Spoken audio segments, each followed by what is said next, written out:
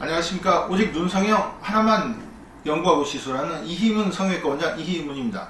이희문 성형외과 TV는 그 어디에서도 볼 수 없는 다양한 눈 성형 사례들을 전문적이고 구체적으로 재밌게 풀어드리고 있습니다.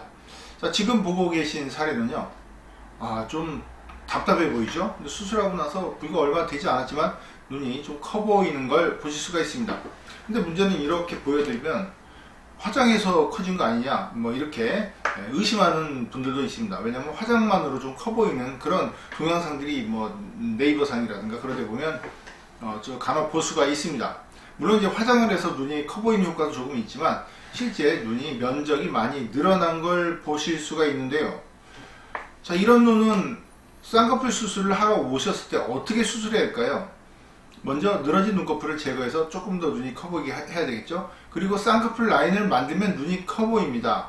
그리고 하나 더 중요한 거, 눈을 그만큼 둥글게 적절하게 떠지게 교정하는 것이 중요합니다. 그래야지 이렇게 좀 커 보이는 눈, 또렷하고 둥근 눈으로 교정을 해서 자연스러운 모습을 만들 수가 있는데요.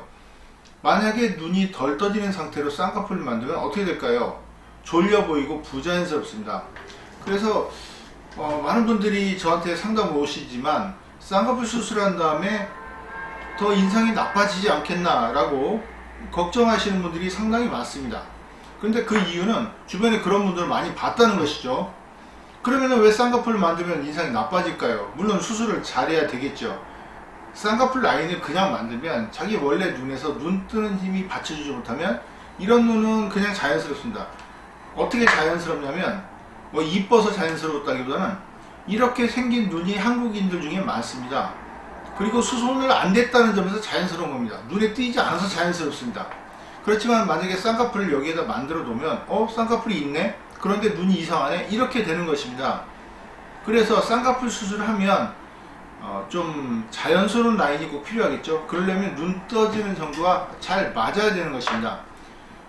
주변에서 쌍꺼풀 수술해서 다 망쳤으니까 저는 눈을 예쁘게 하고 싶은데 쌍꺼풀을 만들기는 싫은데요, 어떻게 해야 될까요? 라고 이렇게 물어보시는 분들이 있습니다.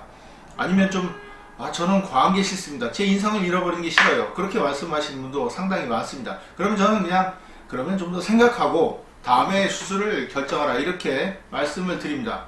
왜냐하면 성형외과 교과서에도 나오는 메카시라는 교과서가 있는데요, 성형수술을 해서는 안 될 환자가 몇 가지가 있습니다. 첫 번째, 목적이 불분명한 환자, 최근에 급격한 어떤 이혼이라든가 사별, 그런 심적인 변화를 겪은 경우. 그 다음에 7가지가 있는데요, 제가 갑자기 생각이 안 나네요.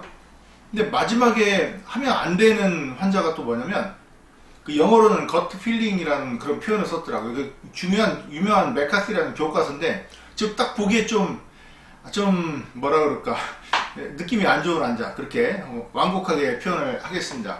그런 경우에는 수술을 하지 마라, 이렇게 컨트라 인디케이션이라고 해서 성형수술을 해서는 안 될 환자에 포함이 됩니다. 즉 내가 눈을 어떻게 바뀌고 싶은데 변하기는 싫고 좀 예뻐지기는 싫고 좀 도대체 목적이 정립이 안 된 경우에는 이해를 시키는 것이 우선인 거지 성형수술은 두 번째가 되는 것입니다.